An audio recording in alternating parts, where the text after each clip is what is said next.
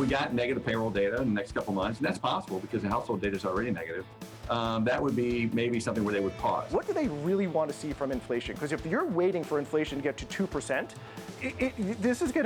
funds are going to be meaningfully higher than anyone appreciates. Raising interest rates doesn't solve the supply side problem. It can even make it worse. This is Bloomberg Surveillance, Early Edition with Francine Lacqua. Good morning and welcome to Bloomberg Surveillance Early Edition. I'm Tom McKenzie in London, snapping in for Francine. Here's what's coming up on today's programme. Will it be a hole-in-one? Investor attention turns to Jackson Hole, Wyoming, for clues on the path of Fed policy. Taking out the toolbox, China pledges more support for the economy, supporting global stocks. Plus, power pinch. Global gas prices jump to near records as France's Macron travels to Algeria to shore up supplies. Let's check in then on these markets. The top line, of course, coming through from China in terms of a 19-point plan from the State Council there in Beijing to support that beleaguered economy, including spending of around 45 billion US dollars on infrastructure spending, underscoring some of the optimism. It is risk on. Yields are off, equities are up. How long is that going to be sustained for, though, as we look ahead to the importance of that speech from Jay Powell? Gains of 1% in terms of the futures stateside. In terms of euro dollar, you're back above 1, still essentially at parity after being below that for a number of days. Gains of 0.3%. The dollar is weaker. The 10-year as well. Yields coming off about 2 basis points the last time I checked. Here in the UK, FTSE 100 up 0.8%. Similar picture in Germany on the DAX. The CAC 40 in France gaining 0.8%. President Macron heading to Algeria to see if the Algerians can do anything in terms of increasing gas supplies, not just to France, but the rest of Europe as well. FTSE mid currently gaining 0.6%. We'll get more on the details of the Italian political risk as well in the days ahead. We've got some breaking data when it comes to at least a survey, the IFO survey, the German August IFO Business Confidence Index coming in at 88.5, so actually stronger than the estimates of 86.8. So confidence coming in slightly stronger according to this IFO survey. The August IFO Current Assessment Index, 97.5. That was also coming in above the estimates of 96. The Expectations Index coming in at 80.3, also coming in above the estimates of 79. Of course, the broader context is that high energy prices, record gas prices are really proving quite a constraint in terms of the industrial complex of Germany as well as households, of course. I'm going to break down those numbers and get reaction, get analysis later this hour with Timo Vollmerhauser, who's IFO's head of economic forecasting. Let's get back to what's happening then on the central bank front. And of course, central banks are hiking too aggressively. This is the view, at least, to tame inflation.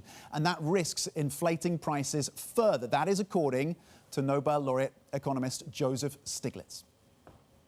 Raising interest rates doesn't solve the supply side problem. It can even make it worse, because what we want to do right now is invest more in the supply side bottlenecks. But raising interest rates makes it more difficult to make those investments. OK, Joseph Stiglitz, of course, there, the Nobel laureate. Central bankers from around the world are gathering for the Fed's annual Jackson Hole Symposium. The spotlight, of course, is on Chair Jay Powell. Just how hawkish that message will be. We are joined now by Arend Kapteyn, Global Head of Economic Research at UBS. Arend, you say in your notes to us that Jackson Hole is Jay Powell's chance to lead. What do you see him doing to retake the initiative? Yeah, I don't think he necessarily wants to guide, pre-commit to the September meeting, because that's still 3 to 4 weeks after the speech, and there's lots of data to come. But my guess is he's going to defend the Fed's record on inflation. They've obviously been heavily criticized. But by the same token, he also doesn't want to ease financial conditions. So I think what he'll do, rather than focus on the September meeting, is focus on the cumulative cycle, where the Fed median is still a little bit above the market pricing. So he'll clearly signal, I think, that they're not done yet. So it'll be hawkish, but it won't be so hawkish as the pre-signal, I think, 75. OK, so in terms of the signalling, that debate, of course, continuing around 50, 75. You talked about financial conditions. We have a chart that illustrates what's been happening. We're showing it now. Financial conditionings actually easing back, looser than they were before the first hike from the Fed. And what do you make of that change? Well, so there's a few things going on. I don't know what exactly you have in your indicator, but obviously we've had a bit of a bounce in equity, and you know, that's an easing. We've also, of course, had the market. Well, the market's been all over the place, but the market has priced out some of the tightening that we had in earlier, and partly that's just on growth fear, right? So we've seen a material weakening in growth momentum in the U.S. and elsewhere, and so the assumption is that that will ultimately make the central banks more cautious. I think that's right. If you look at the Fed minutes that came out last week, there's increasing concern, I think, about the cumulative impact of the tightening cycle, and they're starting to see it in the data. So I think it's, you know, what we're sort of having a bit of a course correction now, that we're moving into a new phase of tightening where while they're still hawkish, they're also becoming more cautious. And so we're going to start to see a step down now in the next couple of months in the pace of that tightening. And Arend, if we get communication from Jay Powell along those lines around a little bit more caution, this step change in terms of the tightening regime, how do you expect markets to react to that? Well, the market is more or less pricing that, right? So the you know, the peak is roughly in March. So the, you know, in the Fed's own forecast, obviously it's going to get updated in September. You know, they go to 375.4. The market as a peak is roughly there, slightly below it. And then, but the market has the cuts coming a little bit earlier, right? So in the Fed's forecast, they have the cuts coming in 2024. The market has sort of a first full cut price by roughly the third quarter of 23. Now, of course, they're different because the Fed is a model forecast. The market is a probability weighted forecast, quote unquote. But so they're roughly really aligned. I don't think at this stage there's too much light between the two. Okay, Arend Kapteyn, Global Head of Economic Research at UBS, staying with us, getting your views, Arend's views on Europe after the break. Coming up, we take a look at the impact of the growing global energy crisis. That is next. The details. This is Bloomberg.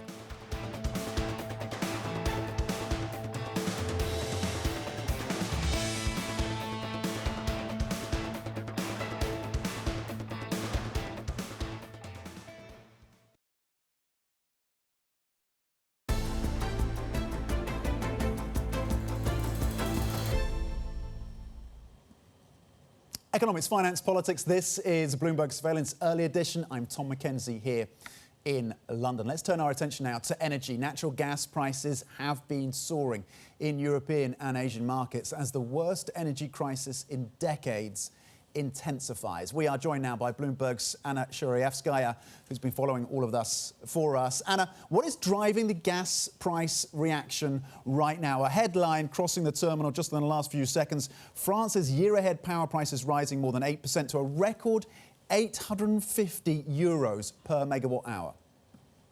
Indeed, European gas and power prices are renewing records almost on a daily basis right now. Europe is in the middle of an energy crunch, particularly driven by lower gas supplies from Russia. Especially next week, the market will be watching a 3-day shutdown of the Nord Stream pipeline. And also, obviously, we have nuclear output reductions in France. So the energy crisis is on the agenda. In gas prices as well, we have LNG prices rising in Asia, which is also driving European pricing high because the two regions have to compete for available cargoes, and Asian buyers are starting to buy the fuel for their winter stockpiling as well. And on top of that, we have the Freeport LNG plant in Texas, extending its maintenance into November. That will further squeeze the markets, and we are going to approach a very tight situation as we approach the winter heating season in Europe. Yeah, we heard from Jason Bloom of Invesco saying that autumn is going to be a rude awakening for oil and food prices, and that really links into what's happening when it comes to fertilizers as well. We know that ammonia, of course, is part of the mix there, and production taking a hit as a result of these high gas prices. What is going on there? Well, indeed, the chemical production fertilizers is a very energy-intensive industry, and as it's in the front line of actually suffering from these very high gas prices. Yara International said today that we'll have to curb its ammonia capacity to just 35% in Europe. And yesterday, we have CF Industries saying we'll have to temporarily Powell production of its UK unit.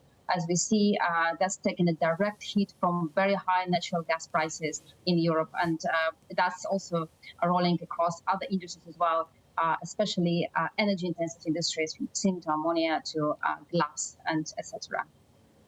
Yeah, so the fallout continuing. Bloomberg's Anna Shurayevskaya, thank you for the latest on these energy prices and the implications in that example for ammonia. Let's bring back in Arend Kapteyn, Global Head of Economic Research at UBS. Arend, how are you thinking about the implications then for the broader Eurozone economy, and whether or not the industrial base of countries like Germany can actually survive this crisis? Well, so we're now forecasting a recession. So we have negative growth in the next couple of quarters. It's still mild because at this stage, all we've taken on board is the inflation impact on real disposable income and the uncertainty effect. So we don't have rationing in the forecast yet, which would make the numbers a lot worse. But when you look compositionally across Europe, so where is that concentrated? It's very much in Germany, of course, where the industrial base is. So the weakest numbers we have are in Germany, and it's Germany that's leading those European numbers lower. I think what's interesting is that, you obviously were looking, or you were talking about sort of the wholesale gas prices, and they're through the roof. But there is enormous amounts of government intervention trying to break that link between wholesale and retail. And if you look at Germany, which is where the weakness is concentrated, even in Germany, in October, the gas levy only goes up by a net 20% if you adjust for VAT cuts and everything else. So 1/4 of what's going to happen in the UK, right? So that's interesting. Yeah. But what it implies is that it's the firms in the budget that are absorbing the cost of those wholesale prices. So I think they're trying to shield the consumer, which is the bulk of GDP growth. But then you're actually going to take pain, I think, in margins and in the budgets to sort of compensate for that. And so I think that's why we're getting increasingly worried just about an investment pause and what this is going to do to capex. So on that point, Aaron, given Germany's historical kind of prudence around its debt levels, what capacity do officials in Berlin have in terms of increasing that fiscal support? Yeah, so they have plenty of capacity. So debt levels are low. They are, I think, talking about a third package. So they've done 2 so far.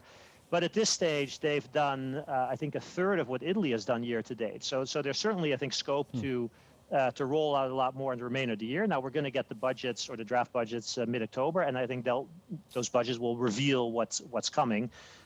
So I think it is the route of least resistance, and I think the most likely scenario that all these governments, in response to these higher gas prices, will add stimulus. So I think that's unquestionable. The only question is sort of how much. Is the window closing on further hikes from the ECB, given the deterioration in the economy? No, because this is not. I mean, there's a slowdown, but it's not deep enough. So, and I think the Schnabel speech from a couple of days ago was very clear on that. So this is, if you're going to have a contraction of, let's say, -0.5% annualized for a couple of quarters, that's just not very disinflationary. And when your starting point is, you're running at close to 9%, and you're probably going to go over 9% in September.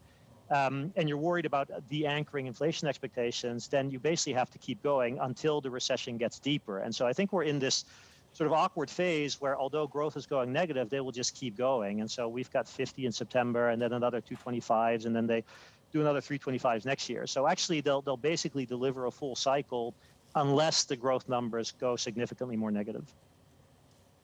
Okay, so 175 still kind of the best case when it comes to the ECB by the end of this year, given what you've just outlined there. So so we get to, as a level, we get to 1% on the policy rate by the end of this year, and then 175 by end of next year. But and then whether you end up lower, whether you stop out earlier, is dependent, I think, on now how much additional inflation pressure do we get. So we, for instance, in Germany, we have a reset potentially of the gas levy every 3 months. We have to see what happens on the gas storage, et cetera, et cetera. So I think there's a lot of moving parts which could change that. But for now, I think they're on track to do 50 at the next meeting and then continue hiking at the subsequent meetings. Okay, Arend Kapteyn, Global Head of Economic Research at UBS, always excellent on the views across this economy. Thank you for your insights. And coming up, we're going to talk about the outlook, in fact, for Germany's economy in more detail with the Deputy Director of the IFO Centre after that survey came in just slightly above the estimate. Stay with us. This is Bloomberg.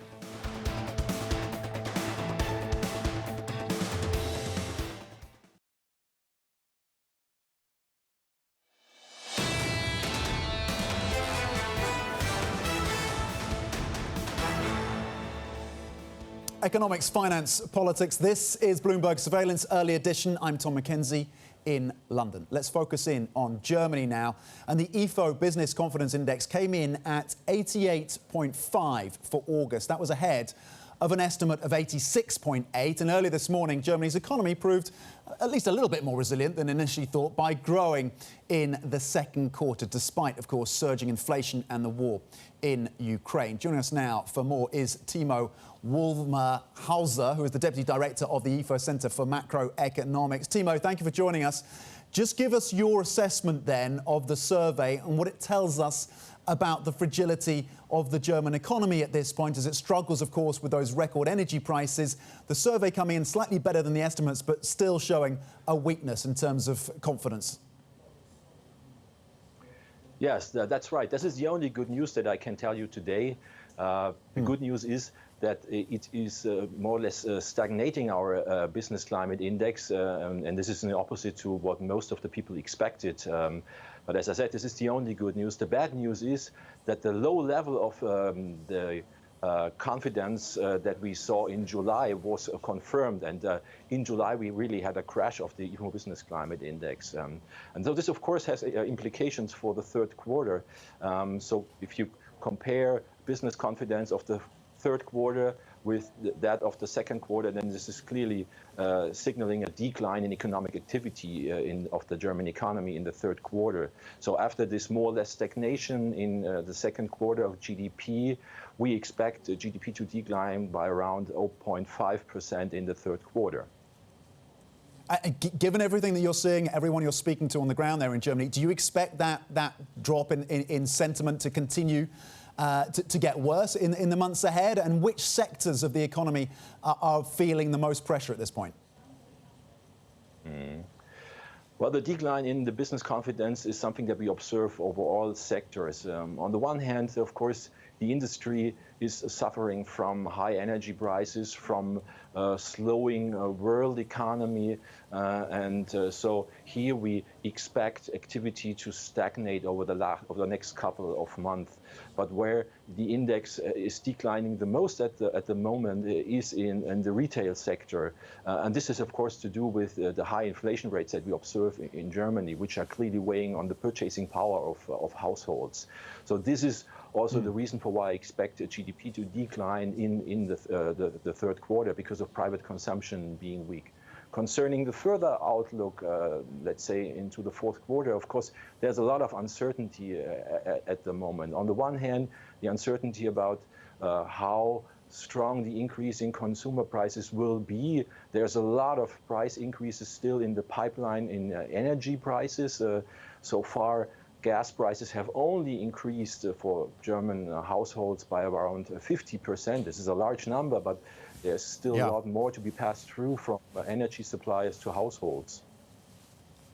Timo, are you seeing evidence of a pickup, an increase in closures, business closures, bankruptcies? For the moment, I don't see this. I mean, it is not really a severe recession that we are entering. It's not, I mean, 0.5% of decline in GDP. This is nothing which should, in the end up with a high number of bankruptcies. But still clear, I mean, this is a weakening of the German economy, and depending on what is going on, especially on the energy supply side, I mean, this is the other big thing which is really uncertain. So is there enough energy, is there enough gas over the winter month? And in case we are entering a rationing system or a rationing situation where some of the manufacturing industries do not get gas anymore, of course the risk that we have insolvencies is of course increasing. Is there more that the government, that officials in Berlin can do to support industry and business? Well, the only thing that they can do is of course to increase the supply of gas, and this is what they have done successfully, I would say, over the last couple of months. So Of course, gas imports from Russia were declining significantly, but the imports from other countries like Norway or the Netherlands have increased. So this is one thing that they can do. Of course, we can give incentives to households and also to firms to decrease the demand of energy. I mean, this is what the government is currently doing. They are reducing energy demand of the public sector, but on the other hand, what the government can also do is of course, to increase the incomes of those households which are suffering most from the high energy prices by increasing transfers to them. We're running short of time, but we appreciate your insights on the back of this survey. Thank you. Timo Wolmershauser, Deputy Director of the IFO Centre for Macroeconomics. Plenty more coming up. Stay with us. This is Bloomberg.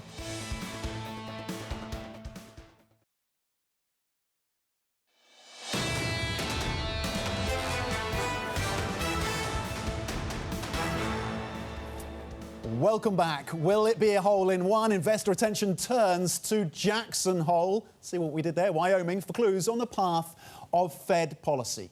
Taking out the toolbox, China pledges more support for the economy, supporting global stocks, plus power pinch. Global gas prices jump to near records as France's Macron travels to Algeria to shore up supplies. Good morning and welcome to Bloomberg Surveillance Early Edition. I'm Tom Mackenzie in London. Pressure is growing on the UK government to draw up emergency measures to protect households and businesses from soaring energy costs moving into winter. Household bills have been rising and are set to increase further with tomorrow's announcement by the energy regulator of a new price cap. Let's bring in Bloomberg's Lizzie Burden then here in the London studio. Lizzie, what are you expecting from Ofgem tomorrow? Well, Ofgem will tell us how much more suppliers can charge customers for their energy bills in the fourth quarter. One estimate based on wholesale gas prices said that the price cap could go up 80% to £3,500, and it's only set to keep on rising next year. And that's why cities forecast 18% plus inflation in Q1 2023. Yeah.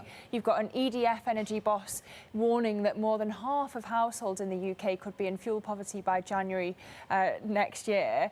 And so this is why it's top of the in tray for the next Prime Minister, whoever that may be, in terms of both how to change the system and in the short term how to help households pay their energy bills. But aside from this, the price cap doesn't even apply to businesses. They don't even have that protection. They're just exposed to the wholesale gas market if they don't have a fixed rate tariff. So you've had industry bosses overnight warning that perfectly viable businesses could collapse unless the government steps in. I guess the question is to what extent those businesses can cling on until we get that action from the next Prime Minister. Boris Johnson and his team have made it clear they're not going to do anything until the next Prime Minister comes. What do we know about the next Prime Minister, likely Liz Truss, and what the plans are there in terms of addressing this issue? Well, not much, but there are hints that Liz Truss would do an emergency budget. It might not be called that, but it would be a fiscal package as soon as she arrives in number 10. Rishi Sunak, if he were to win, has said that he would do more targeted handouts for the poorest households, much like he did when he was Chancellor. But there are lots of suggestions going around of things that the next PM could do that, frankly, were unthinkable until recently. So the former Prime Minister Gordon Brown is talking about nationalising energy suppliers that collapse. The opposition leader Keir Starmer is talking about freezing energy bills, funding it through a continuation of the windfall tax. It would cost about £29 billion. There are even suggestions of having an OPEC for gas to try and manipulate the markets. It might be easier to get the EU on board than the US with that. And then finally, there's this idea of targeted blackouts to reduce demand. So it feels a lot like the 1970s here. So some thinking out of the box to kind of address this issue. What do we know then about how the UK compares in terms of response versus other European countries? Well, if you compare the energy price cap to what France has. It's quite similar for consumers. What's different is that France effectively owns EDF, or at least it has huge influence over its power, its price setting. And so in the UK, the debate is, do you keep up what some would argue is a pretense of a retail market, where people are exposed to prices in the good times, and in the bad times, potentially the suppliers get bailed out? Or do you go for a more France nationalisation sort of model? But it's not just how people use, how people are charged for energy, it's also how they're using it. So in the UK, we're much more reliant on gas to heat our homes than, say, Germany or the US. And that's despite the increased use of renewables in the UK. OK, Lizzie Burton, thank you very much indeed, of course, on the challenges, the particular challenges for the UK, and how the future Prime Minister, the next whoever it is, future Prime Minister, of course, of the UK, will address that. Just a line crossing the terminus of Redhead, PetroChina, in terms of income, net income for the first half coming in at 82 billion yuan. The context is that's an increase of 55% year on year, of course, linked to those very high energy prices. And talking and continuing with this story, the energy crisis, of course, as that continues to bite in the UK, across the channel in France, President Emmanuel Macron is also looking for relief ahead of a challenging winter. Later today, he's going to arrive in Algeria, the former French colony, and one of the world's largest gas producers. For more on this, let's bring in Bloomberg's Kailey Leinz in Paris. Caroline, what are the official reasons and maybe the unofficial reasons behind this trip?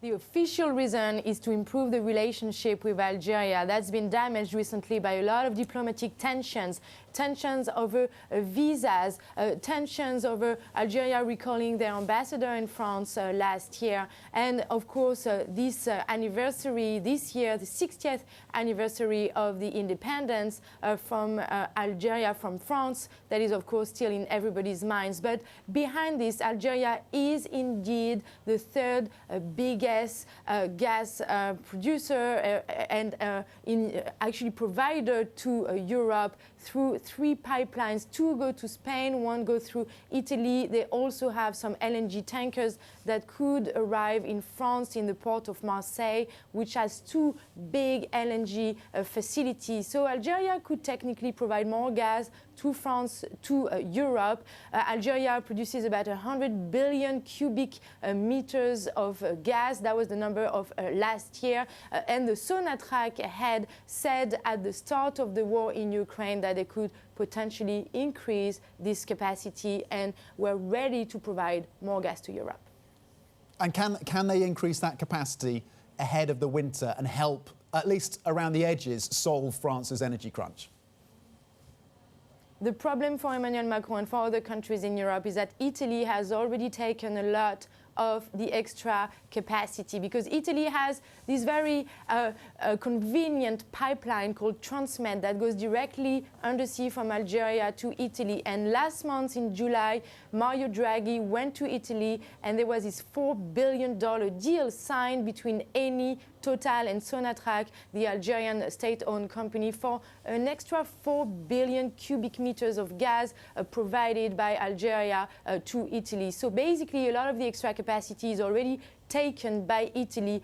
France could also import more via the LNG tankers, but the Sonatrach head has warned that the liquefaction plants in Algeria can only operate at about 50 to 60% capacity because they need more investments. The good news is that the Algerian government has planned about $40 billion of extra investment over the next 4 years in oil and gas infrastructure. So in fact, Algeria and the Algerian president may also call Emmanuel Macron for financial help in terms of investments if they really want to see this capacity increase over the next few months. Yeah, a quid pro quo there, maybe, from the Algerians. OK, we'll continue to watch that. Kailey Leinz in Paris with a preview of that visit by Emmanuel Macron to Algeria. Coming up, we will talk summer travel and the outlook for the rail industry with Jody Ford, the CEO of Trainline. That is next. This is Bloomberg.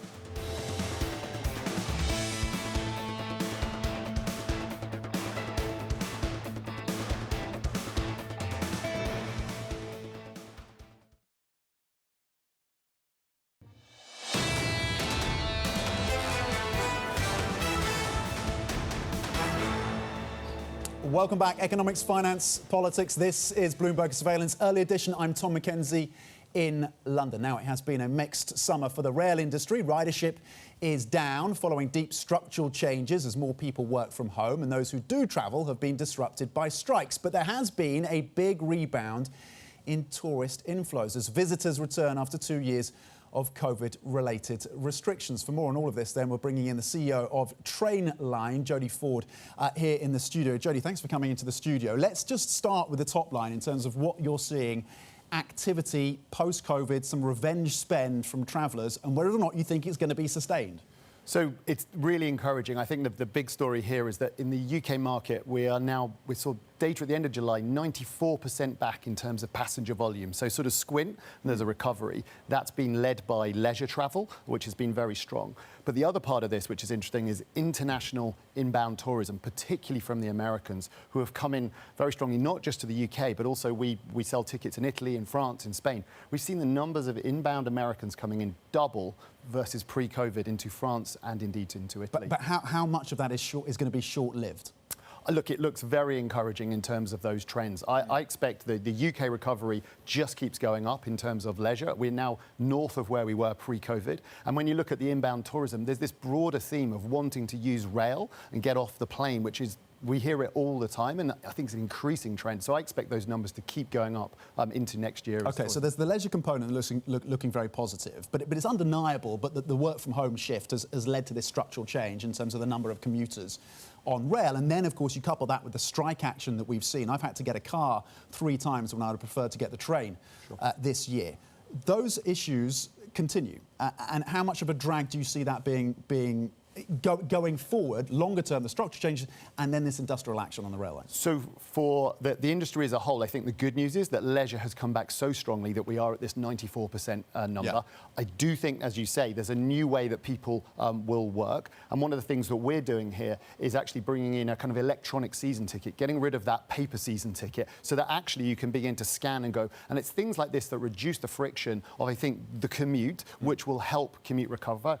And we have seen that continue to recover. And I think we'll have to wait and see next year exactly the big employers and what their policies are, quite where it ends up. But I do expect further recovery. What is the hit to Trainline from a strike? So we don't sort of talk about those numbers. What I would say is when we pull back, we've been really encouraged with the overall recovery, and that's been ahead of our expectations with that 94%. Do you get a sense that the industrial action is going to come to a conclusion? What are you hearing? So, look, we kind of hear as in the end, we just work with our customers through the strike action. Our focus is always about trying to remove the friction for them to change their ticket and support them in what is a difficult and frustrating time for them.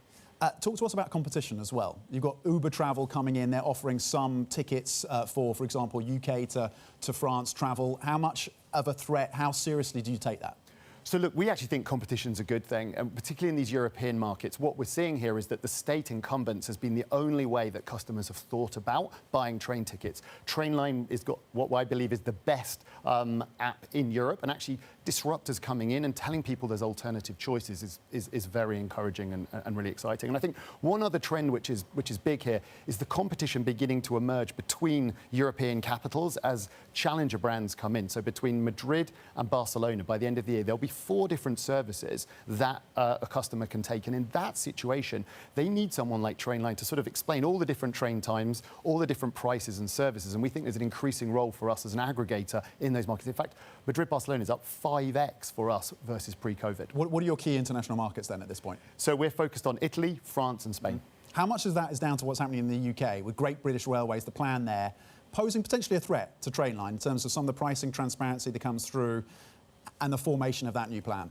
So I am bullish on in terms of the UK market and our ability to continue to innovate and grow for customers, bring in new products like the season ticket I just talked about. But also the European opportunity is very significant. We're targeting to do €1 billion of sales this year in Europe. OK, €1 billion of sales in Europe. One last one, in terms of the heat waves we've seen across the UK, and that's driving people to the beaches and other tourist destinations. That's been a benefit, presumably, in terms of the demand for travel. Do you expect those changing kind of weather conditions to play a factor longer term as well, or is this a one-off? So, look, who knows quite how the weather evolves, but what we do see is that leisure travel is back in a big way. That has driven it. The heat helps, of course. And we think that the leisure on rail will just continue because people are increasingly, especially when you compare it to car ownership and kind of petrol prices, people are increasingly seeing rail as a way to travel with great value. OK, Jody Ford, CEO of Trainline, thank you for coming into the studio, walking through what's happening in that space, even as, of course, industrial action continues across the rail lines here in the UK. Let's get to your Bloomberg Business Flash now with Leanne Gerrans. Leanne. Good morning, Tom. Novartis says it is planning to spin off its Sandoz unit, creating the largest European generic drug company by sales. The Swiss pharmaceuticals giant is refocusing to concentrate on developing and delivering breakthrough medicines. The separation should be completed by the second half of 2023. AIA Group has reported a 15% fall in new business value in the first half of COVID lockdown dented insurance sales in mainland China. The Hong Kong-based insurance giant has long taken pride in an agency workforce that sells more profitable products than its peers, but that strength has worked against it as China locked down major cities. And Peloton shares have surged the most in 6 months after the company announced it will sell its exercise bikes and accessories on Amazon. Peloton products were previously only available via its website and retail showrooms. The one-time pandemic darling has been struggling with slowing demand and inventory build-up and strategy changes. And that's your Bloomberg Business Flash. Tom. Leanne, thank you. OK, coming up, all eyes on Jackson Hole. We're going to be breaking down the economic symposium next with Bloomberg Opinion's Marcus Ashworth. This is Bloomberg.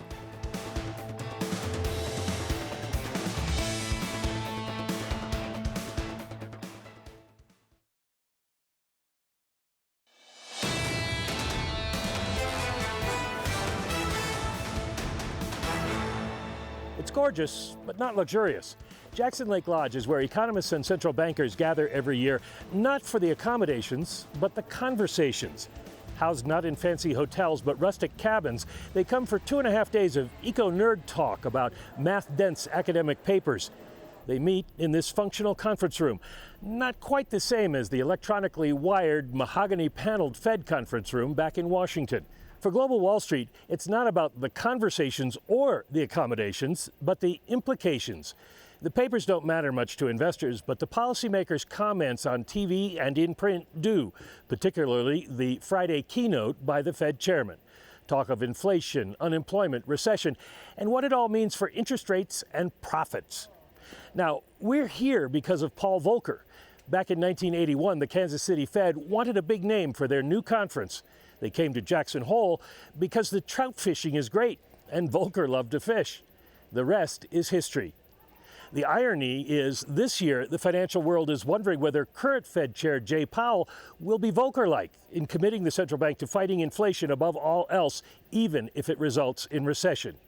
If he isn't, stock markets might fall. And out here they know, you don't feed the bears. Michael McKee, Bloomberg, Jackson Hole, Wyoming. OK, at Jackson Hole, Bloomberg Opinion's Marcus Ashworth now. Let's bring him in, calling for an honest reflection on the causes of the rampant inflation the world is currently battling.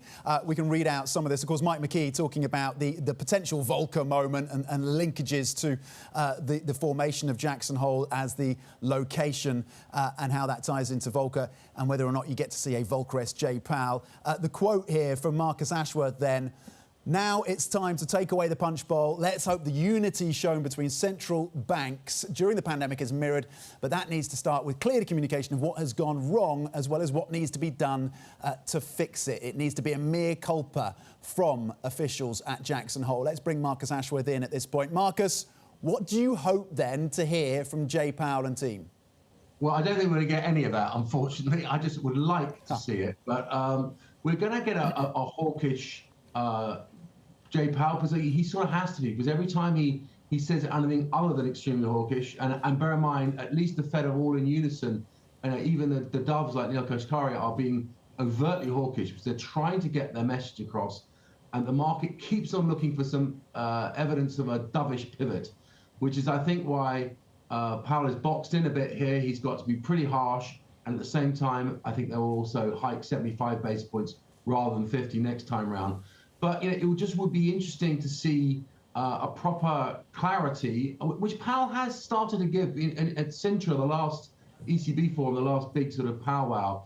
He mentioned that basically they don't know anything about inflation, realized how little they knew, and they're starting to get a better grip on it. But a bit more of that as to why they got inflation expectations so wrong. Bear in mind, this time last year, he stood up at Jackson Hole and said, effectively, inflation was transitory. That hasn't attested very well over history. So I think we can get something from him that there is a balance, there's a trade-off between crashing the economy or fighting inflation, which is very largely supply side. Would that not make it worse, like Joseph Stiglitz said yesterday? Does Andrew Bailey of the BOE set out the kind of the guide rails for how to be more honest and more frank about the challenges? Sometimes you can, actually. To be fair to Bailey, he does couch it in rather complicated terms and perhaps isn't the most approachable. But every now and again, they do actually say, look, we don't fully understand this and we are trying our best. And I think a bit more of this from all of them, just to say, look, and in fact, even Lagarde has come out and said that they basically don't look at their models, just their models, because evidently they've been proved very wrong. So we're getting there a little bit more. A place like Jackson Hole are a full look. We got this completely wrong. The reasons why we got it wrong, we're not trying to sort of humiliate ourselves, but we can educate everyone and ourselves. And only then, I think, can we get a real buy-in into, yes, we will have to see unemployment go up, the economy crash a little bit, and stocks may suffer.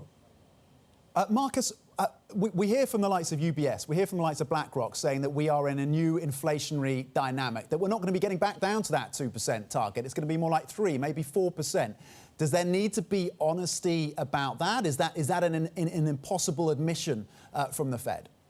Well, I think that's exactly the type of stuff that we have to hear. Is that if it's going to be, how long will the medicine take, and how bitter will it be? And I think as long as there's an explanation of that, we understand what we can do on inflation, and equally what they can't, therefore what they're prepared to weather. I mean, I've long argued that a very fixed 2% inflation target, it isn't fit for purpose in the current environment. We need to have a more flexible one, but that needs to be matched with an idea of what's going to happen to money supply, and yes, that there is important monetary indicators, as well as things like nominal GDP. That this needs to be a franker, more open, and I think that will lead for a better policy overall. Okay.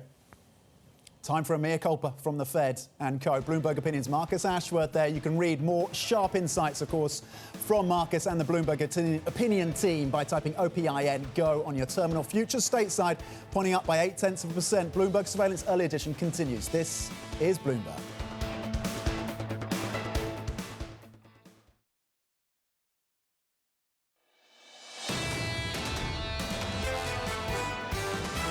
Clearly, last year, the Fed was really off its mark. There is a divergence between the Fed and the market. I think we're going to be at 4%. To me, this whole argument that they should, hike well beyond 4% doesn't make a lot of sense. Our view is that the Fed basically stops by the end of the year. I mean, you're going to be at 350, and the hiking cycle is going to be done. Raising interest rates doesn't solve the supply side problem. It can even make it worse. This is Bloomberg Surveillance, Early Edition, with Anna Edwards, Matt Miller, and Kailey Leinz. It's 10 a.m. in London, 5 a.m. in New York, and 5 p.m. in Hong Kong. Our top stories today. China tries to revive a sluggish economy. Beijing adds $146 billion of funding aimed at infrastructure. But will that be enough to overcome lockdown damage and the property market slump? Investor sentiment is shifting as we wait for that crucial speech at Jackson Hole from Fed Chair Jerome Powell. Bloomberg Surveillance is on location with special coverage. And Europe's energy crisis, the $279 billion that politicians have earmarked for easing the pain, may not be enough. Energy ministers in Europe consider an emergency meeting while natural gas prices continue to soar. Welcome to Bloomberg Surveillance Early Edition. I'm Anna Edwards in London with Kriti Gupta and Kailey Leinz in New York. Matt Miller is off today. Well, it's finally here. Jackson Hole, that symposium has arrived. Kailey, we finally get to see Mike McKee wearing a Stetson. And markets seem to be in positive mood. I don't think the two are connected. Yeah, well, of course, markets have been eagerly anticipating this Fed symposium, but you also have to take into account the news out of China overnight when you think about the risk sentiment that definitely seems to be prevailing today. It certainly prevailed in the Asian session as they digested news of more stimulus from China, $146 billion, mostly targeted at infrastructure spending. The question, though, is how far can that really go to help the Chinese economy, which is still dealing with COVID-0 policy and turmoil in the property sector. So that's why you see Chinese stocks only up about 0.8%. Yes, a move further into positive territory, but it was actually much more muted than what we saw in Hong Kong, which was a delayed session due to a storm, but a big move for the Hang Seng, up about 3.6%. And as for in other asset classes, how that Chinese stimulus news was feeding through, you did see bond yields moving up about 2 basis points on the 10-year in China, which now trades just shy of 266. And the Chinese yuan, after falling to its weakest level against the U.S. dollar in 2 years yesterday, is gaining a bit of strength back, right now trading at 685.89, Kriti. Yeah, Kailey, I think it's fair to say that sentiment has clearly gone across Atlantic, or cross-Pacific at least. We'll get to the European session in just a moment. But take a look at this. The S&P futures are up about 0.9%. Already you are seeing a pretty positive session. It's kind of hard to put that on a fundamental reason here stateside. So it must, of course, be the China story as well. That stimulus once again pushing this risk sentiment higher. But take a look at this. 10-year yield is really where it gets interesting, because at the same time that you see that risk-on vibe in the stock market, you're not necessarily seeing it in the bond market. In fact, 10-year yield hovering around 308 for our radio audience, about 2 basis point move lower. And with those yields coming lower, the dollar follows. You do see weakness in the greenback, down about 0.4%, which once again could be going back and feeding into that strength that you are seeing in the stock market. Remember that inverse correlation remains strong between the dollar and U.S. stocks. So remember, certainly feeding back. And of course, Bitcoin, that risk sentiment indicator, not flashing green, not flashing red, just about unchanged on the day, still trading with a 21,000 handle, Anna. European stocks, though, Kriti, to your point, not unchanged, showing some signs of life. European stocks moving higher, up by 0.7% on the UK market. The DAX over in Germany, 0.6% higher on the CAC 40. And some of this comes down to that Chinese data that Kailey was talking about, or Chinese news flow, rather, about support, 19 measures being announced by the PBOC.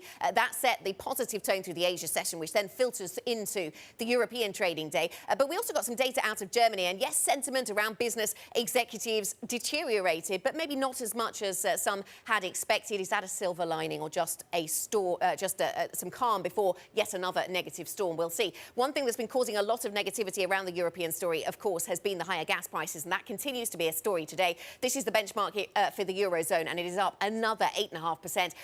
It's certainly making moves above 300 euros per megawatt hour, which has been something of a level to watch of late.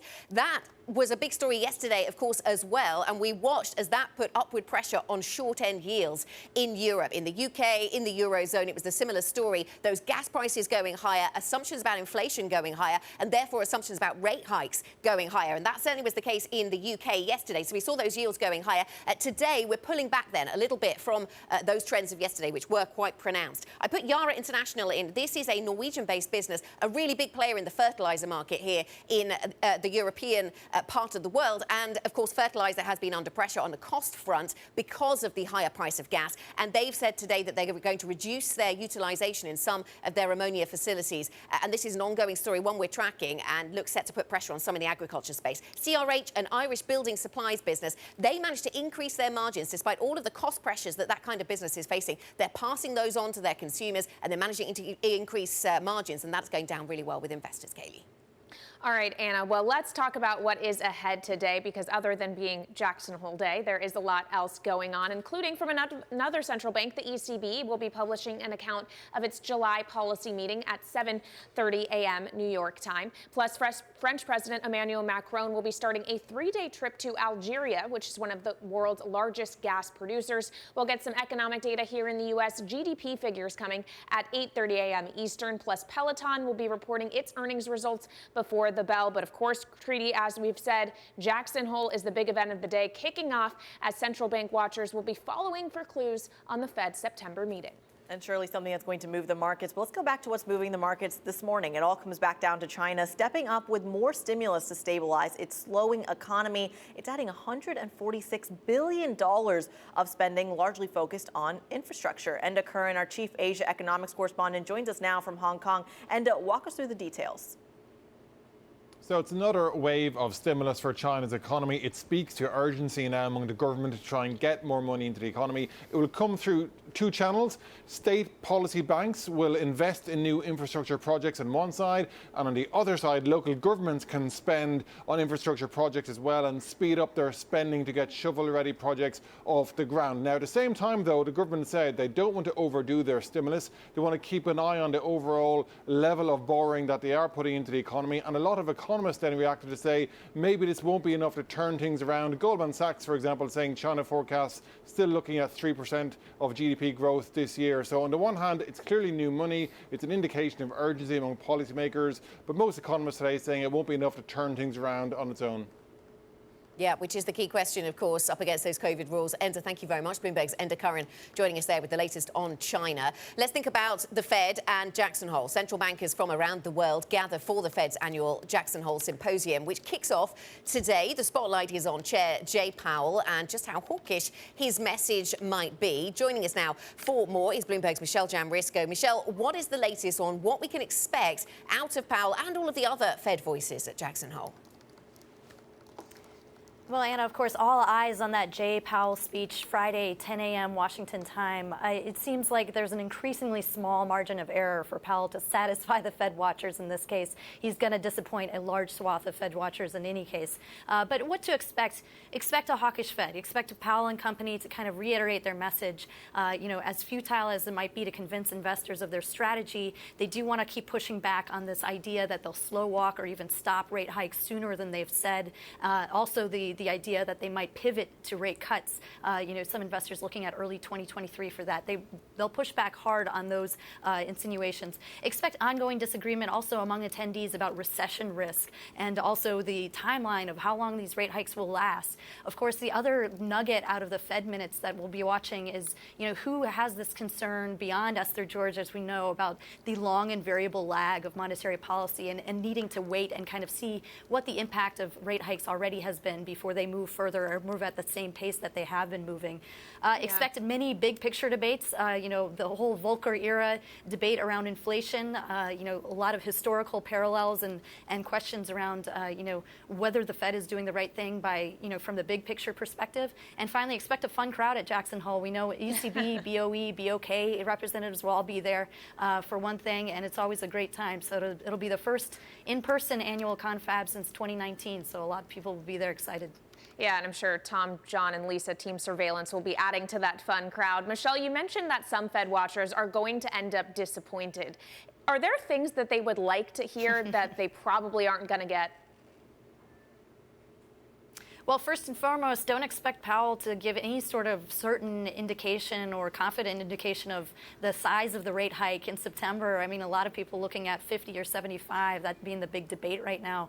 We still have a ton of data beforehand then, aside from a ton of other things that could happen between now and that September 21st decision, namely PCE, inflation, the Fed's preferred gauge is out tomorrow. We have a jobs report and CPI data before then. So plenty of drama ahead. I don't think they're going to signal any commitment in one way or another tomorrow.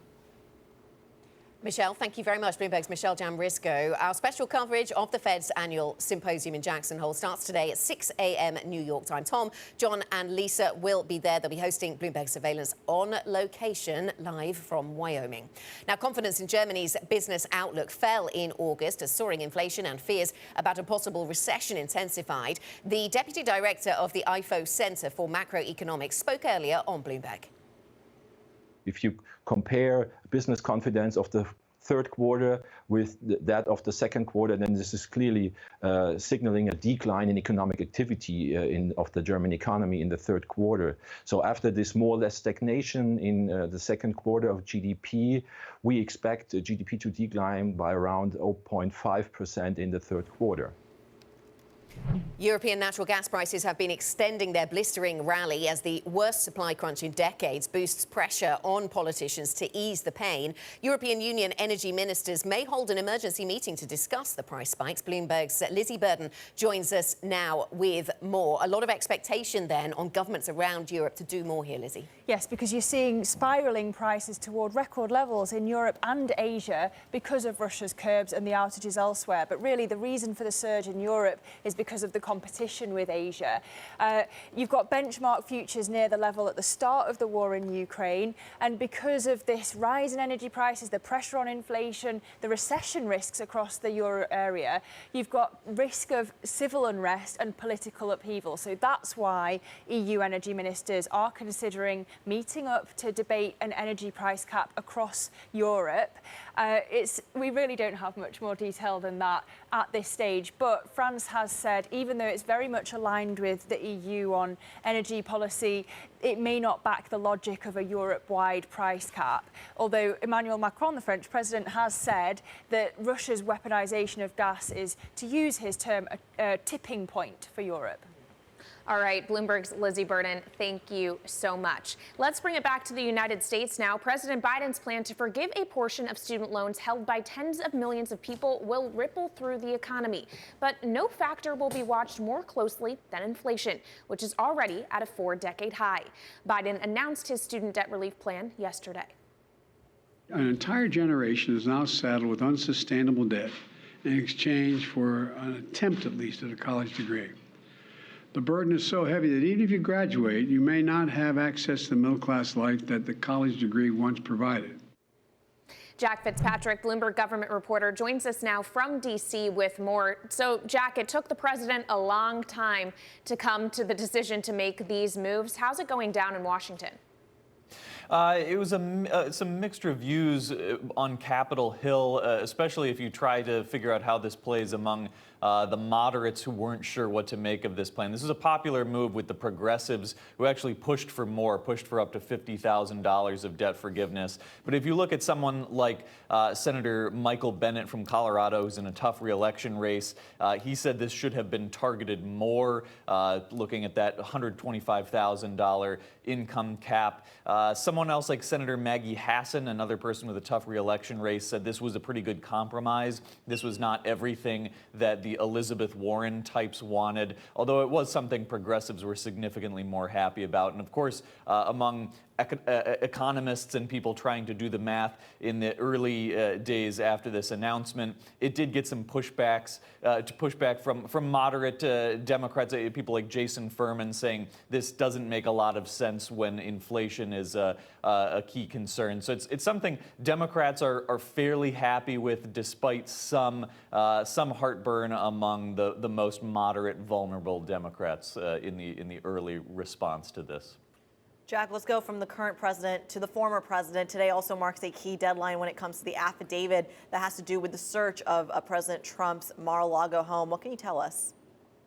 Yeah, today at noon is the deadline for the Justice Department to send their proposed redactions to the federal judge in Florida, who said they do have to put out at least some of the information from that affidavit that is the justification for their search warrant to search Mar-a-Lago.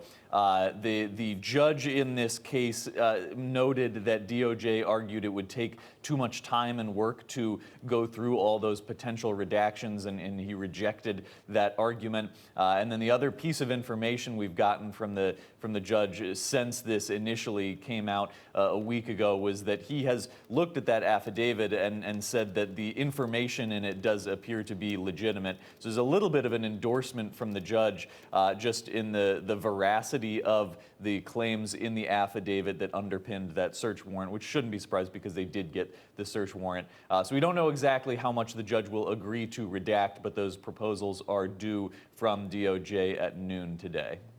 All right, well, we'll look out for updates. Jack Fitzpatrick of Bloomberg Government, thank you so much. Now let's get an update on some stocks moving in pre-market trading here in the U.S. I want to begin with NVIDIA, the big U.S. chip maker, one of the biggest stocks by market cap here in the United States. It disappointed after the bell yesterday. What's interesting is they already had warned 2 weeks ago that their revenue for the second quarter was going to disappoint, but the third quarter forecast also coming up short. The real issue for this company is gaming chips and a slowdown in that market in particular.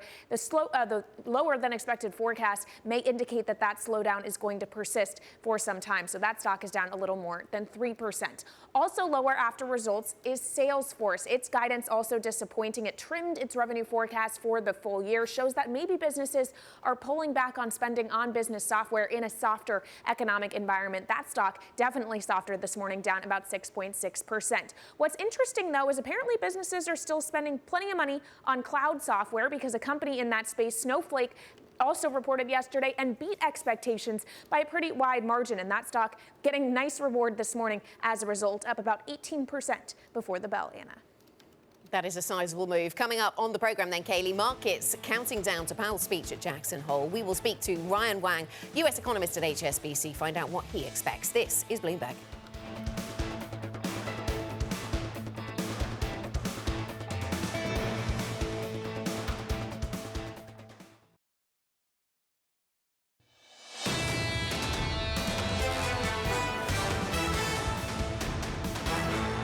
This is Bloomberg Surveillance Early Edition. I'm Kailey Leinz with Kriti Gupta in New York and Anna Edwards in London. Matt Miller is off today. Now keeping you up to date with news from around the world, here's the first word. The Biden administration has won a judge's order ensuring women in Idaho can get abortions in medical emergencies. That came less than a day after the administration lost a similar fight in Texas. The mixed outcomes point to hotly contested court battles ahead. Bed Bath & Beyond is closing in on a lifeline from Sixth Street Partners. Bloomberg's learned the home goods retailer is in talks for a new line of credit that may be around $375 million. That will give Bed Bath & Beyond breathing room while sales slump and it burns through cash.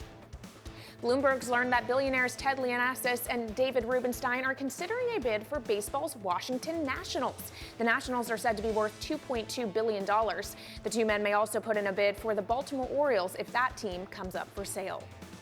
And in the UK, two research groups say the government will have to draw up previously unthinkable measures on the energy crisis. The Resolution Foundation and the British Chambers of Congress are calling for COVID-style emergency support to deal with soaring costs. Natural gas prices are now 10 times higher than the last decade's average. So coming up, we'll talk more about how gas prices are weighing on the European economy and on the markets. We'll have more coverage next. This is Bloomberg.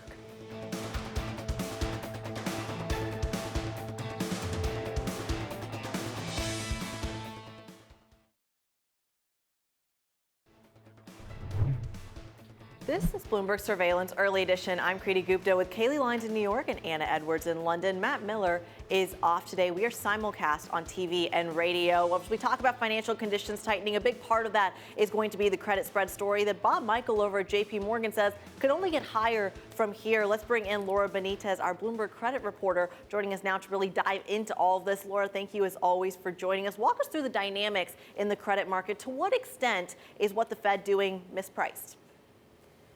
Well, as you know, stocks have been on a much stronger footing this morning, and credit has followed that to an extent. But credit has a more holistic approach generally, and there is a lot of nerve still baked in, saying that some key risk gauges have started to fall this morning. So it's looking a little bit calmer for now, but obviously all eyes will be on the Powell speech tomorrow. A bit calmer for now. September is clearly very busy usually in credit markets. Does this September look as if it will be busy, or are businesses put off from raising money right now? It's a really good question because it's normally the busiest month of the year. It's really difficult to say how this month will look, but you know, investors that do have higher cash balances than usual because they've been kind of reserving cash. So there is cash in the system. If we do see some stability in the market, we could actually see some sales. But for the higher risk junk bonds, I think it's quite touch and go, and we'll see how it goes, I think, throughout September. Okay, Laura, thanks very much. Thank you for joining us. Bloomberg's Laura Benitez with the latest on the credit markets. And of course, the countdown to Jackson Hole continues. More on that shortly. The surveillance team, of course, on the ground, bringing you live coverage of the Jackson Hole symposium from today onwards. And for market analysis, check out MLIV Go. That is the function to use on your Bloomberg terminal. We will come back with further look ahead, further detail around Jackson Hole. What is the expectation over at HSBC for what we should hear and what we will hear from Jerome Powell? Does the Fed need or want to reset market expectations around Fed hikes? Will we get any detail around Fed hikes and the size and scope of those? Our colleague Michelle Jamrisco telling us earlier on that was not very likely. Stay with us. This is Bloomberg.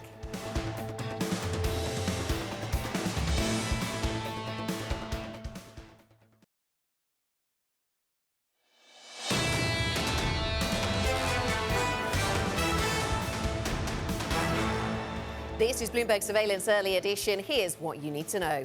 China tries to revive a sluggish economy. Beijing adds $146 billion of funding aimed at infrastructure. But will that be enough to overcome lockdown damage and the property market slump?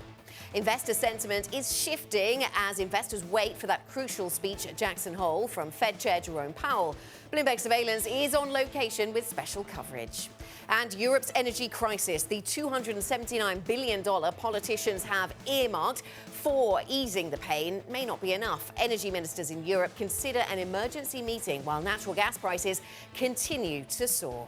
I'm Anna Edwards in London with Kriti Gupta and Kailey Leinz over in New York. Matt Miller is off today, and the mood a little bit more buoyant today in markets, Kriti. It absolutely is, and a lot of this comes from overseas, really. The idea that China is pumping more stimulus into its economy. Well, it flew into Europe, it also flew into the United States, and that's really what you're seeing when it comes to the S&P 500 futures, up about 0.6%. But Anna, I will say, in just the last 30 minutes that we've been checking markets, you are seeing perhaps a little bit of that momentum fading just a touch. I'd argue even that Bitcoin is starting to slump a little bit, down about 0.2%. About 30 minutes ago, it was unchanged on the hour. And at the same time, you are seeing yields inch just slightly lower. We are now down about 3 basis points on the 10-year yield, 307 for our radio audience. And on the Bloomberg Dollar Index, well, it is following weaker by about 0.3%, Kailey.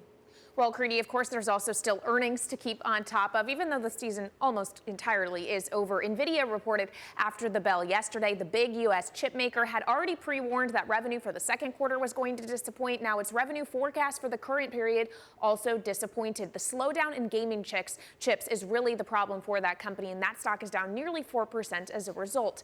Other big tech players, though, are doing fairly well in early hours this morning, including Tesla, which now is trading with its stock split effective. So the shares right now at 301.50. Yesterday they were closer to 900, but that 3-for-1 stock split bringing that price down, maybe bringing more retail traders into the action. It's up about 1.4%, while Apple is up about 0.7%. And it is a much bigger move in early hours for Snowflake, the cloud software company, giving a better than expected forecast. Shows businesses maybe are still spending on technology and cloud infrastructure and software, considering the benefit for Snowflake. That stock up about 17% before the bell, Anna.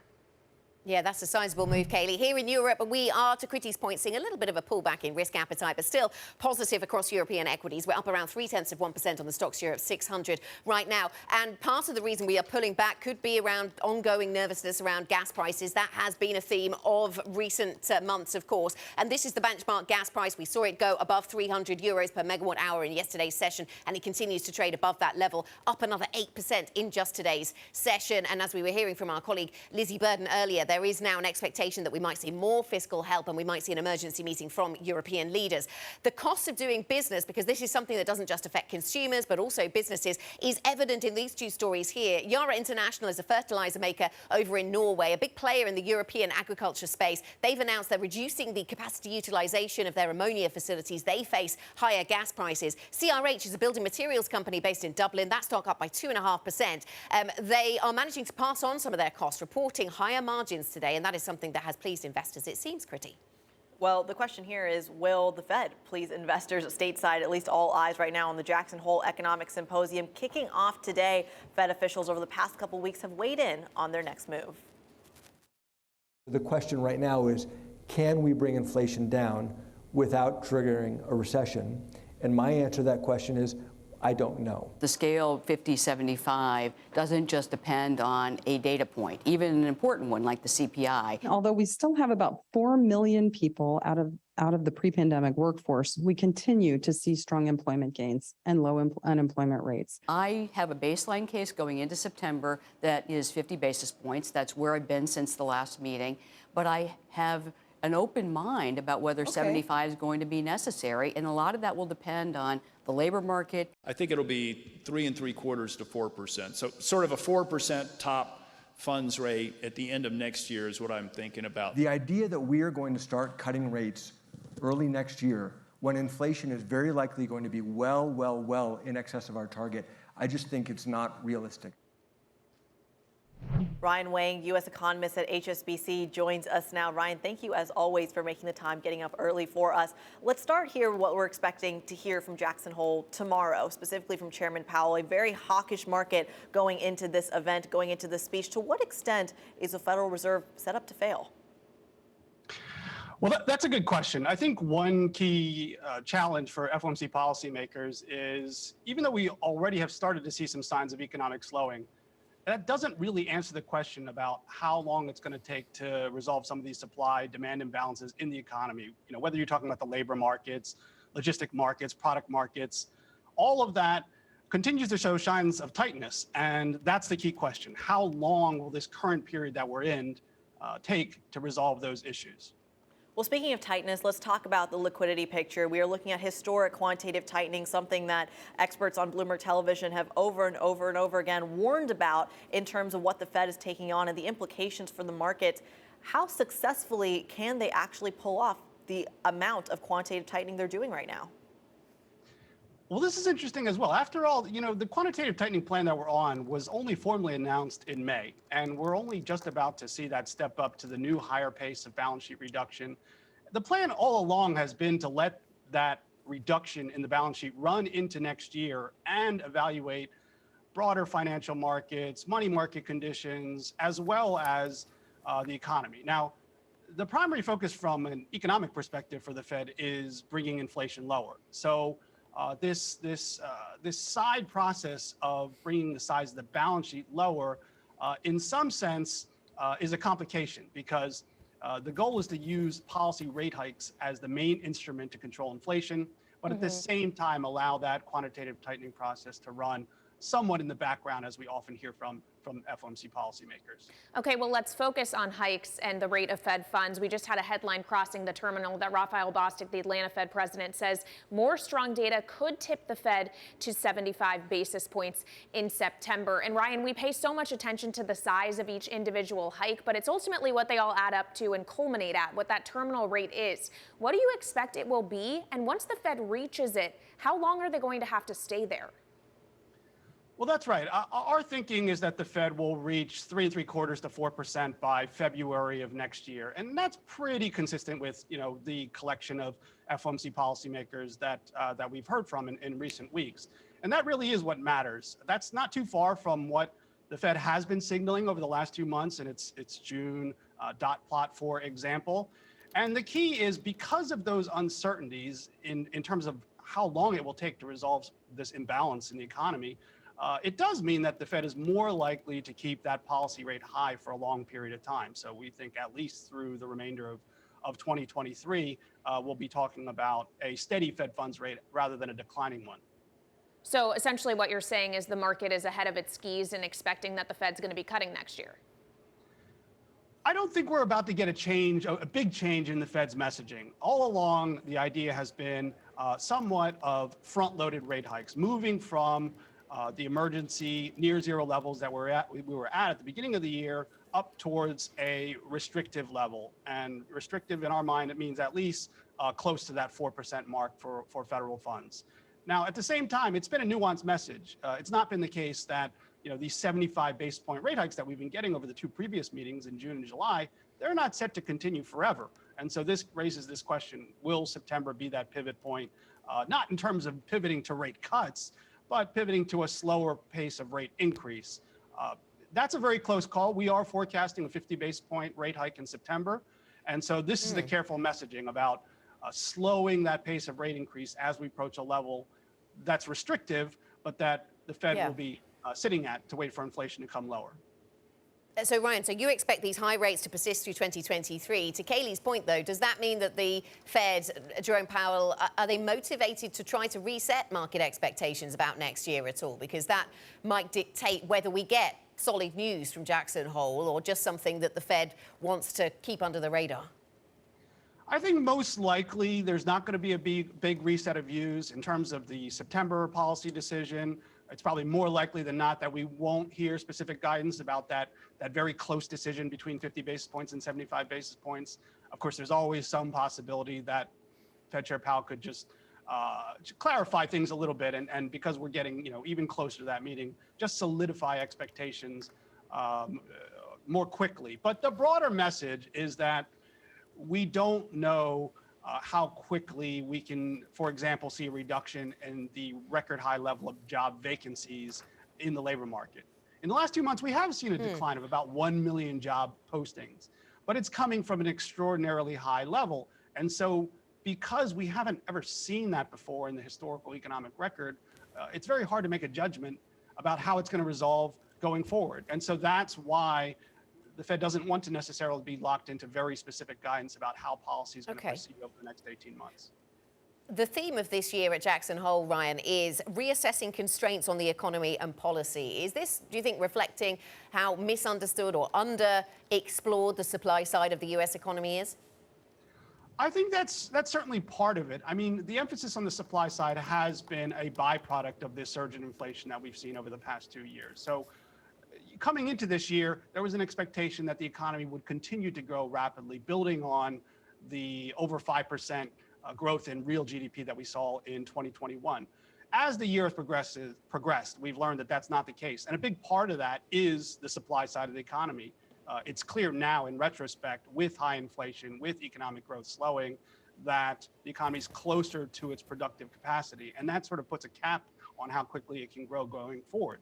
That's resulting in slower momentum for businesses and eventually, we think, slower momentum in the labor market as well. Ryan, if we could tilt our eye in the more fiscal direction, we of course got the announcement from President Biden yesterday relating to student loan debt, that extension moratorium period until December 31st, $10,000 being forgiven. There has been a lot of debate on one side that that's just going to fuel the inflationary fire. Where do you come down on the economic impact? Well, this is an interesting question as well. I mean, the first thing to say at the outset is, although the fiscal impact of the latest announcement, it is sizable. It's going to amount to several hundred billions of dollars. It is smaller, of course, compared to the very large pandemic relief packages, over $1 trillion in multiple occasions over the course of 2020 and 2021.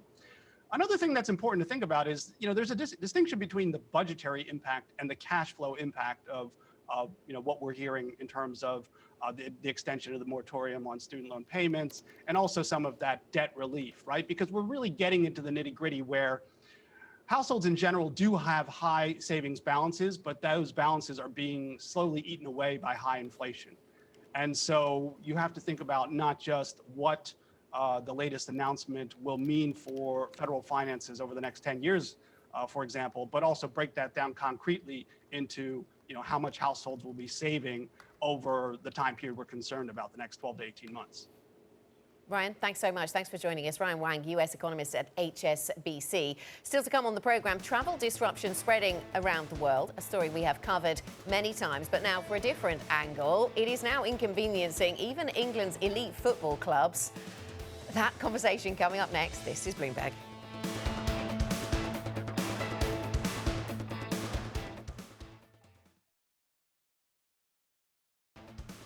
This is Bloomberg Surveillance Early Edition. You're looking live at the principal room. Coming up later today, an interview with Mohammed El-Arian, Bloomberg opinion columnist. That's at 8 a.m. New York time, 1 p.m. in London. This is Bloomberg.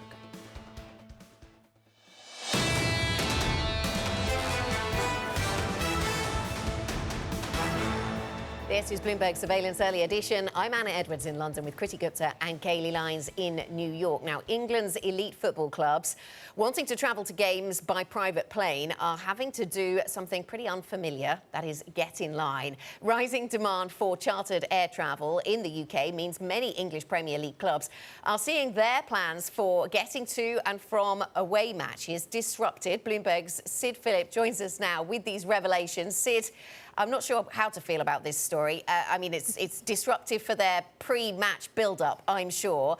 But anyway, so soccer teams, football teams, as I would call them here in the UK, here in England specifically, vulnerable to the same travel disruption as everybody else. What are the details? Yeah, absolutely. So all the football teams are sort of facing issues that normal people have faced through this summer. And that's so much demand is basically making it really difficult to hire private jets. And that's largely down to the fact that during the pandemic, a lot of businesses moved to chartering planes, and they've continued doing that, as well as the fact that a lot of people are trying to escape the travel chaos at airports and other sort of airport aviation infrastructure, and they've moved to private jets. So you have football clubs like Chelsea, Leeds, Newcastle, all having to struggle and find planes. I mean, we had the manager of Chelsea say that preparation for the game that they lost against Leeds was massively impacted by the changes in travel arrangements. And Thomas Tuchel, the manager of Chelsea, had to take a bus to the game because there wasn't a plane big enough to fly the players and the trainers to the match.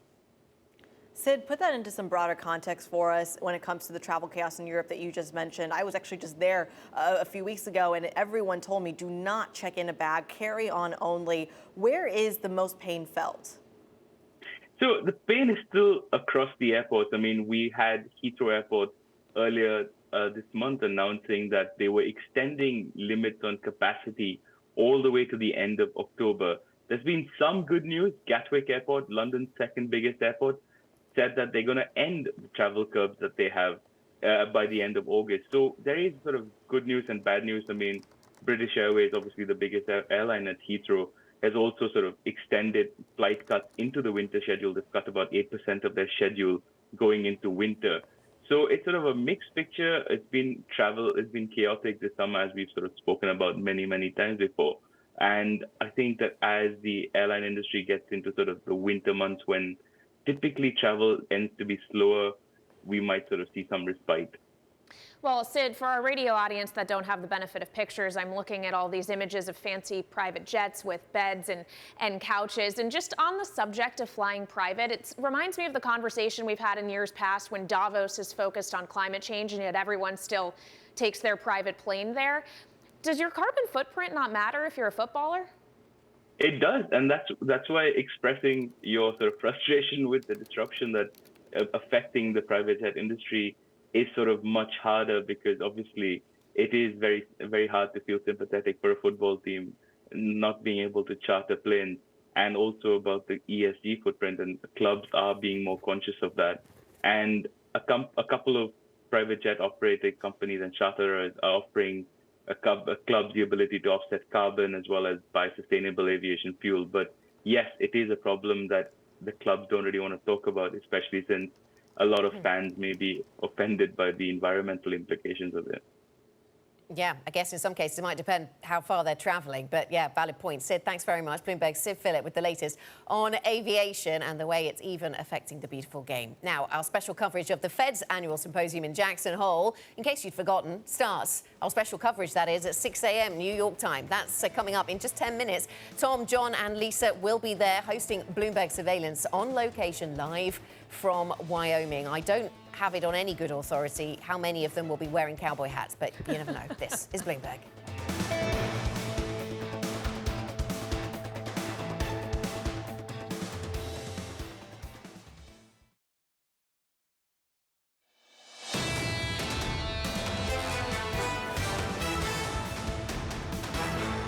This is Bloomberg Surveillance Early Edition. I'm Kailey Leinz with Kruti Gupta in New York and Anna Edwards in London. Matt Miller is off today. Well, no one knows for sure what Fed Chair Jay Powell will say in his speech at Jackson Hole tomorrow, but one thing is clear. The potential for a market-wide shock is sky high. So why do economists and central bankers end up at Jackson Hole each year, housed not in fancy hotels, but rustic cabins? Bloomberg's Mike McKee sent this report from Wyoming. It's gorgeous, but not luxurious.